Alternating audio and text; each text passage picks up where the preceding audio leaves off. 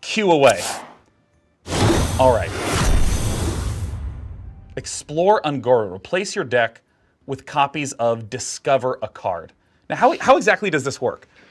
So you cast the spell, and your whole deck just becomes Choose a Path. And it's this really cute card with an explorer picking which way she's going to go. And they're all just 1 mana, Discover a Card. So your whole deck at that point is just, it's like the Tavern Brawl that we did. Wait, so is this like a deck full of Raven Idols? It is a deck full of Raven Idols. And I mean, I assume this is in line with things like Renounced Darkness that Yes. maybe aren't really going to be the championship style decks, but Sure. if you can get one card to give you access to all the cards, you get Explore Ungoro. You get Explore Ungoro, and it's a lot of fun. And one of the coolest things about this, that piece of art was the style guide.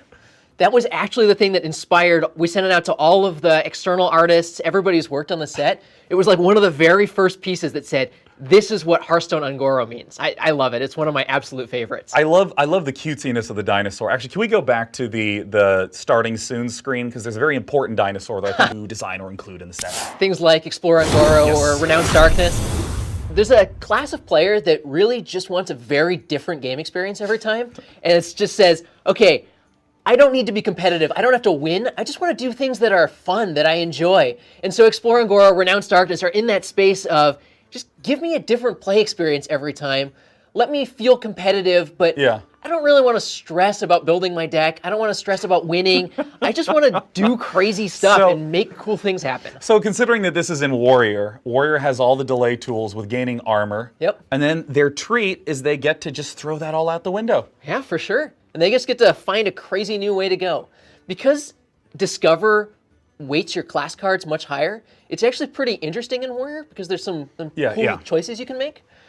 We've also seen people try Explore Ungoro internally with Gadget Sand Auctioneer because your whole deck is just 1 mana spells. So you can do some really crazy things with that. Huh. It's actually pretty fun. Well, I think that in line with some of the first reveals in every set being some of the sillier cards. This is one of our sillier ones. Yeah. Let's go ahead and take a look at the second card. Now, once again, I haven't seen any of the cards. I did briefly glance when, things were getting prepped this morning. Saw there was a rogue card that was out there. Yep, we're going to have rogue cards in Journey to Ungoro.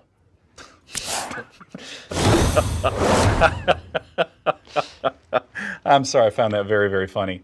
Tortollan Shellraiser. It's a 4-mana 2/6 with Taunt, Death Rattle. Give a friendly random minion +1/+1.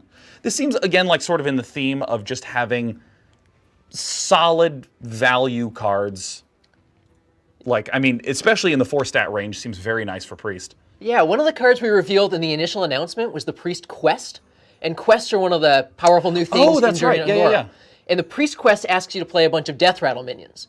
And so historically, those decks have used N'Zoth to bring a bunch of Death Rattle minions back. Yeah. And one of the things N'Zoth decks have struggled with is having taunt minions to bring back so their N'Zoth is super powerful. Yeah, Because right. you play N'Zoth, it's a little bit, there's a chance that you just die to whatever your opponent's board was. So you need powerful taunt minions. And so to make the Priest Death Rattle deck a little more powerful, that's one of this guy's purposes. But he also he buys you time in a Priest deck. Yeah, and I mean, there's a lot of Priest decks, like especially the Dragon Priest decks right now, that have lots of minions on the board early, and this seems like a pretty reasonable tool to have in some of those that is not necessarily as Dragon focused. Yeah, we're losing a lot of those on-curve minions in Priest in the standard format with Ear of the Mammoth. Yeah. So you're not going to have some of those Dragon guys. The Priest Death Rattle deck often plays out a little differently than that, and it's nice to have a turn 4 play that you can just say, okay, I'm going to put this on the board. Because he has Taunt, his Death Rattle often actually benefits one of your guys. Yeah. Some of the previous Priest cards, they'll kill your guy that says Death Rattle, give a minion +3 health, and they'll kill your other minions first. And so Right. This guy has Taunt, it makes it harder to do that. I mean, how much of that is a discussion when you first start working on the set? The idea of what's going to get rotated out, therefore what needs to get slotted back in? Because how long have you been working on Journey to Ungoro right now? Oh man, a long time. We sort of locked in on, we're going to do dinosaurs and elementals and bring Elise back. And the Whispers of the Old Gods launch party, so around that time frame, It's almost That a was year like now. 11 months, 12 months ago, yeah. That's a long time. It's been fun. We're really excited about it. Well, cool. Let's take a look at card number 3. Now, I just want to state, for the record, I have a huge bias. I want something that focuses on the ramp druid. So I'm excited. Well, we'll see. Okay, 1 mana, Lakkari Sacrifice. This is the second quest card we've seen. The previous priest quest card was revealed when Journey to Ungoro was announced, but this is discard 6 cards, reward Nether Portal. This has a bit of an astral communion-y feel to it, right? Just like if you can chuck enough cards out of your hand, you should get something amazing, which leads me to ask, what's Nether Portal do? It's a good question. Wow, nice timing. Woo! Open a permanent portal that summons 3/2 imps. Now, is this an enchantment style thing, like what we've seen in some of the Tavern Brawls or in some of the quests? It's very solo adventures. Yeah, it's very similar to the portals from the Netherspite encounter. They're very, very permanent. It's like untargetably permanent. They're untargetably permanent. Even in testing, the only way I know to get rid of one of them is to concede the game and start over. So they're pretty hard to get rid of. I know when our engineers were trying this out and like testing a bunch of things with it, it was actually kind of irritating for them because they can't get rid of it any other way because they just have to concede and start a new game when you have 7 of these on the board or whatever.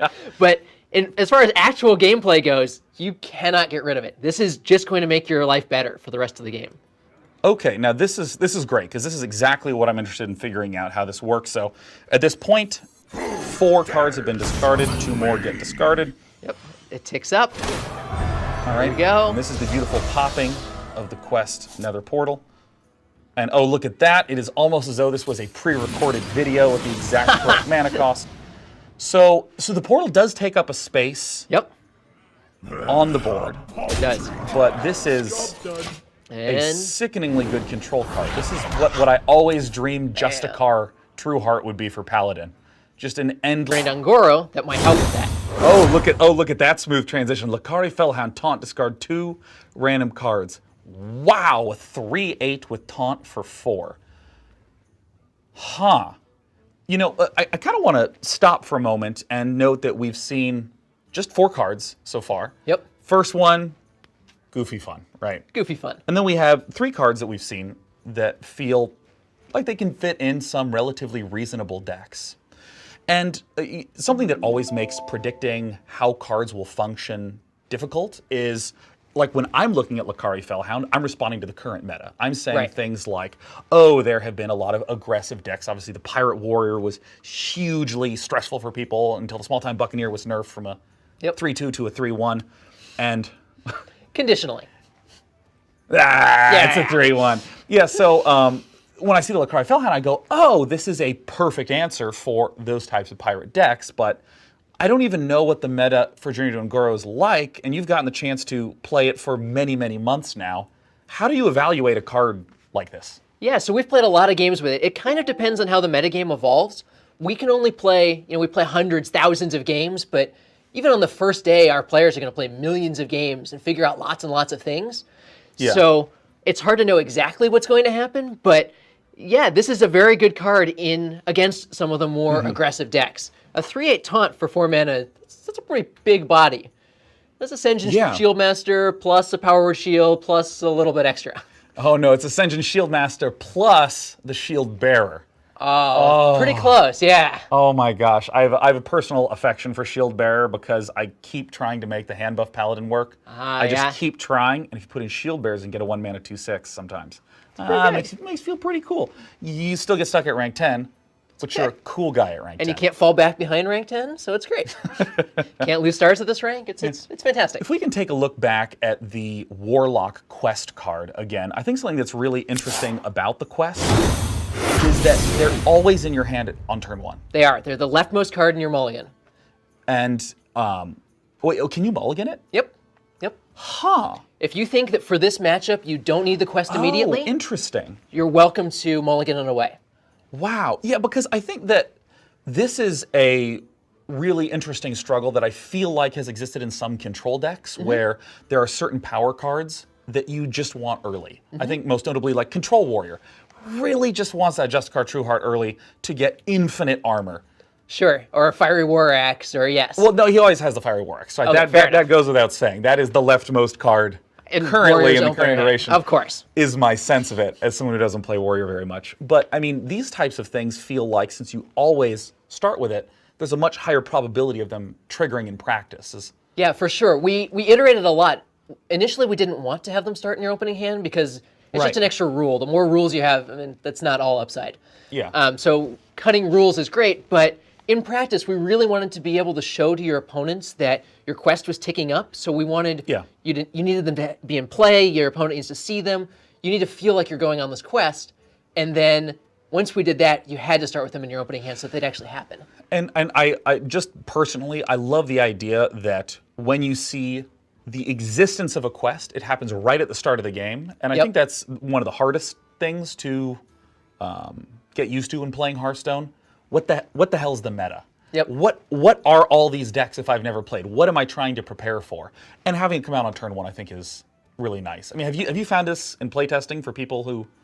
Yeah, we've played a bunch of games with quests, especially with newer players, and it's nice to be able to message, this is my game plan. This is what I'm going to be trying to do this game.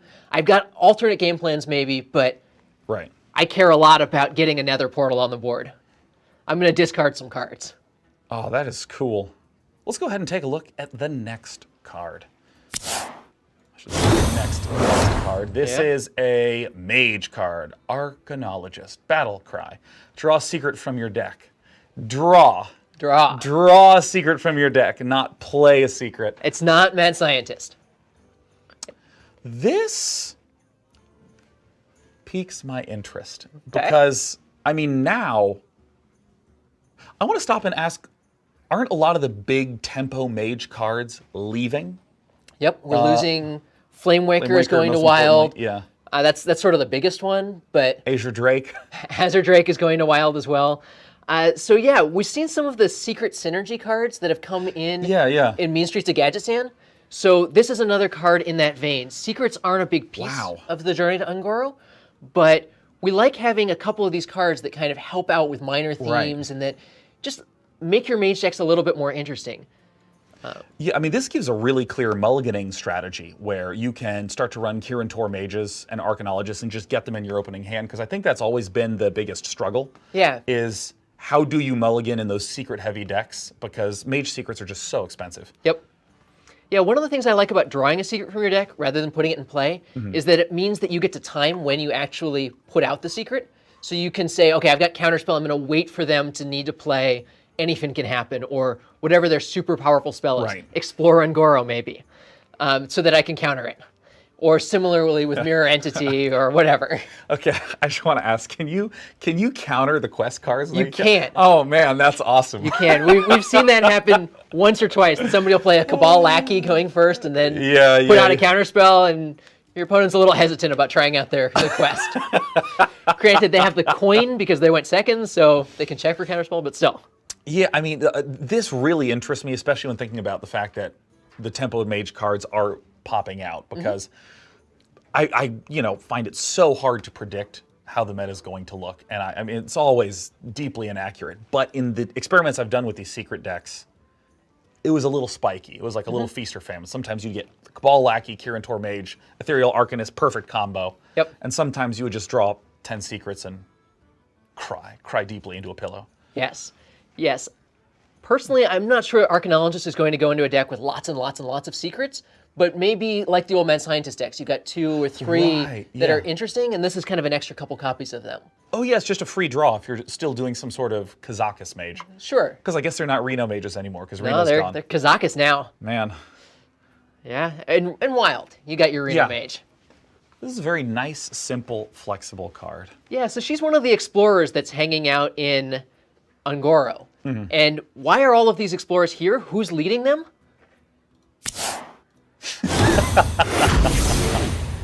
Who is it, Trailblazer. Peter? Ah, yeah. There it is. So shuffle a sealed Ungoro pack into your deck. What? Yeah. So one of our producers spoke about this card a week ago and said, when you see it, you're just going to say, wait, what? Can they do that? So it turns out, yes, we can do that.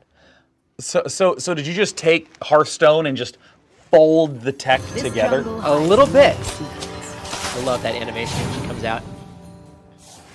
So there's the Ungoro pack. It's got shuffled into your deck.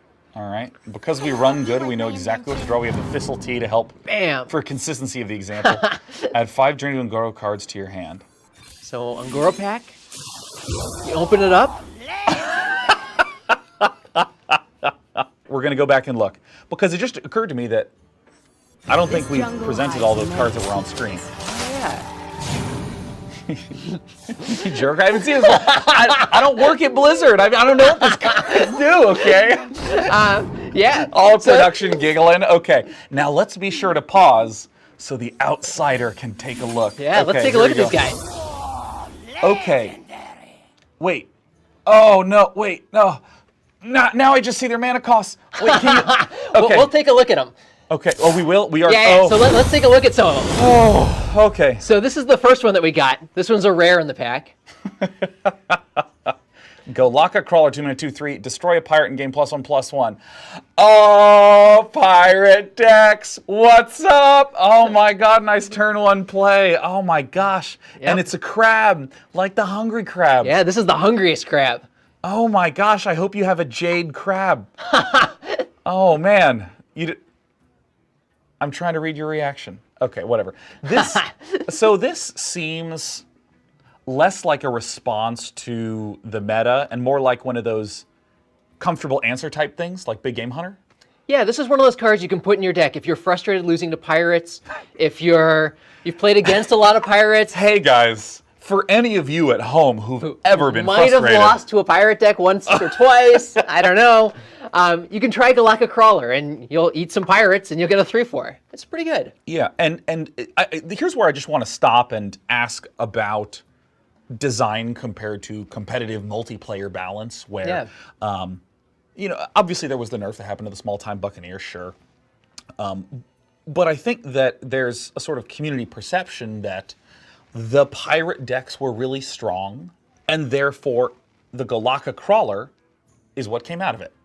But, I mean, you said that you've been working on this. I'm so sorry. I spat onto your face. It's all right. That was my bad. You've been working on this for a year now. Like, how early does a card like this pop up in development?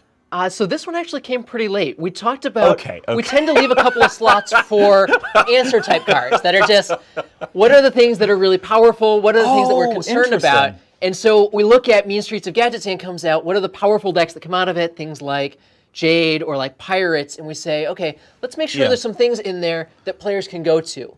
And so Golakka Crawler is one of those things. Okay, so there's 130, 135 cards? 135, yeah. So, and we're only doing 11/14, depending on what it is that you see, or what it is that you consider a card. And so of those 135, when you're designing, like how many of those slots are left open for these types of answer cards? It depends. We try to fill something into those slots. Like this guy used to just be a giant hungry crab. He ate a Murloc. He got +4/+4. He was pretty big. Oh, okay. It was like a 6-mana hungry crab. Biggest game hunter. The biggest hungry crab ever. And then we changed them around at the, sort of late in design. And so usually we try to do 2, 3, 4-ish answer cards that say these are things that can react to the metagame if it moves in a particular direction. And what about things like quests or the adapt mechanic, which, gosh, we haven't even seen any adapt cards yet. Nope. Oh, look at that smirk. Actually, I'm not sure we have any adapt cards in this one. We saw the cards that Elise showed us, so I don't remember what's in there. We'll see. Oh gosh, maybe we might have to take 5, 6, even 7 looks again. If this next card is a dinosaur, okay, Dinosize. Set a minion's attack and health to 10. Sometimes there weren't enough dinosaurs. You get to make your own. If you just wanted the biggest Murloc ever, this guy helps you out. This is the anti-Aldor Peacekeeper. Oh, the art literally is a huge Murloc. It is. The golden for this is phenomenal. There's been a couple amazing goldens. This one's great. See the little guy, it gets huge. Are we going to see any of those goldens today, or are those just part of the No, I don't think so. We'll see them We'll see them early April when we release the Journey to Un'Goro. Now, this is the sort of card that I don't have a good sense of how to evaluate it because, I mean, I suppose this is, hey, if I'm a control paladin summoning my 1/1s, every now and again I can get 10 burst damage out of nowhere. This also seems to be something that would just make me giggle. Like, you know, the Timmy player archetype that just wants to have huge creatures. How does Dinosize kind of fit into the gameplay? Both of those things. It's a little bit of an 8-mana 10/10 with charge, because you get to play it on a minion that's already in play, and so it just gets to attack. So it's a little bit of a Pyroblast in Paladin, which is a pretty powerful thing to have. Right. It's also very much a Timmy card, a card that is for guys who love huge dinosaurs, who love big creatures and this is a huge Murloc. It makes anything you want. The biggest Silverhand recruit ever. It's just towering over the trees, striding through the forest. It can wrestle with a T-Rex. And Thorison is also getting removed. Or is that right? No, Thorison will be in Wild. So yep. He's getting moved out. So all of the combos that I was thinking of kind of go out the window immediately. But this seems like it would be super powerful in maybe even an anything can happen style deck, where if you have the 2/1 Murloc with charge, costs 2 mana, this can make it a 10/10. Yeah, you can play it with Finja in sort of a Finja package, where you have him and you've got Bluegill Warriors. You get your Bluegill Warriors out and you Dinosize them. It's pretty powerful. Dinosize is a reasonable card to try out. Interesting. And what is it about this type of design that is this an example of trying to dinosaurify each of the classes? Like, how is it that you start with dinosaurs and begin to look at each class to create a card like this? Yeah, that's exactly where we come from. We said, all right, what are the major things in the set? Well, we have dinosaurs, we have elementals, we have exploration. So quests are kind of the exploration mechanic, and it captures that this is what the world of Un'Goro looks like. You saw the tar pits, we've seen sort of the Titan ruins in the priest quest. So that's one piece of it.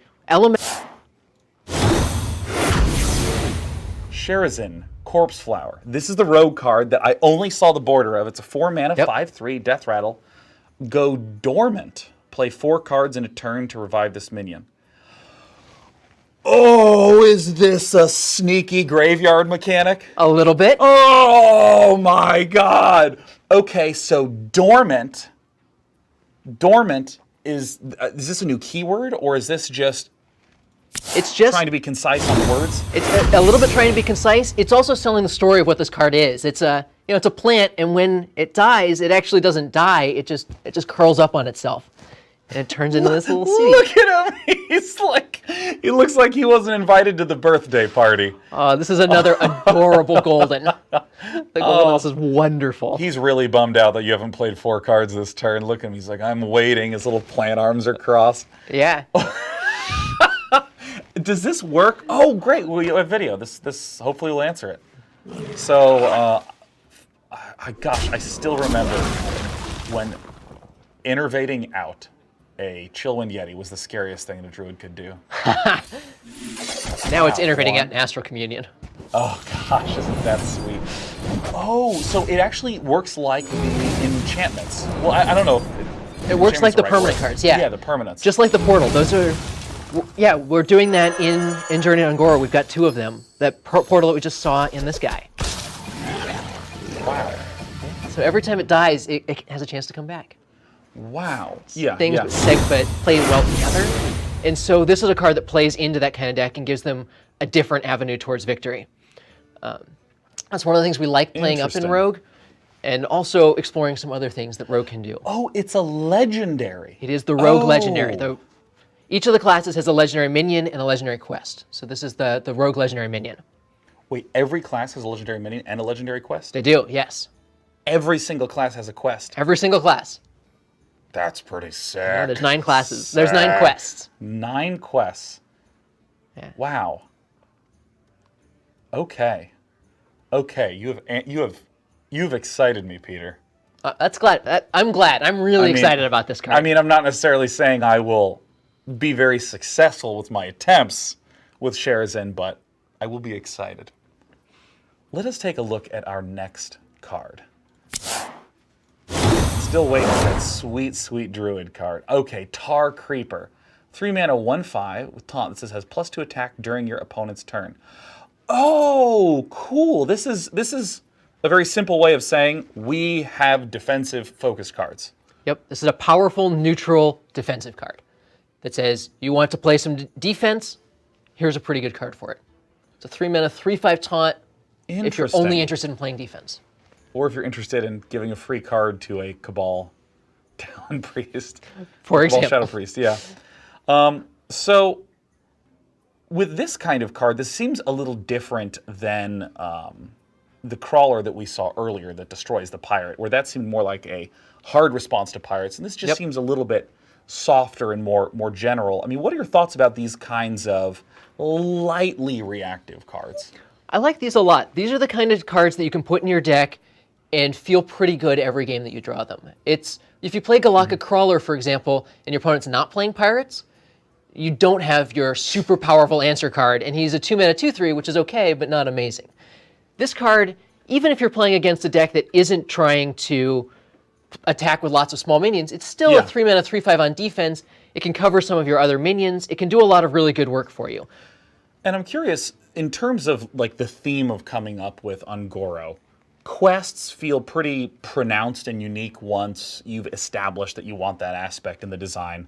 But something like a Tar Creeper, is this more of a type of neutral that you wanted to have and then tried to match it to the lore, or did this sort of thing come from the lore perspective? A mix of both. So Tar Creeper's great because he's one of the different types of elementals that we have in Ungoro. Oh, he's an elemental. I completely didn't even look at the tribe. Yeah. We have the fire elementals, we've got water elementals, but we wanted to do some different elementals that are cool in different ways. Yeah. Like we've got holy elementals. You have Lightspawn in Priest. Yeah. Is a holy elemental. So we also have these tar creatures that are sort of tar elementals, and so that's where Tar Creeper comes from. And where did just the idea of just +2 attack during your opponent's turn, is that again more of like a thematic thing, or is this just a, hey, we want to have more of these solid defensive conditionals? We want to find different ways to do cards that are better on defense than on offense. For example, Zombie Chow or Mistress of Mixtures, you tended to play in more defensive decks. Yeah. Zombie Chow was powerful enough that it saw play in aggro decks as well, or more aggressive decks. But we want to find different ways to explore that space of saying, this is a card, I'm playing a defensive deck, let me put this in. It doesn't go in every single deck, so aggressive decks aren't as interested, but the more defensive ones are. Yeah, it's sort of like an alternative kind of second-rate bruiser. Yeah, exactly. Exactly. Second-rate bruiser is another way of exploring that space. So I believe we have one final card. One final card. You've been asking for giant dinosaurs? Swamp King Dred with 1D and no A. 7 mana 9/9. After your opponent plays a minion, attack it. Oh, dude.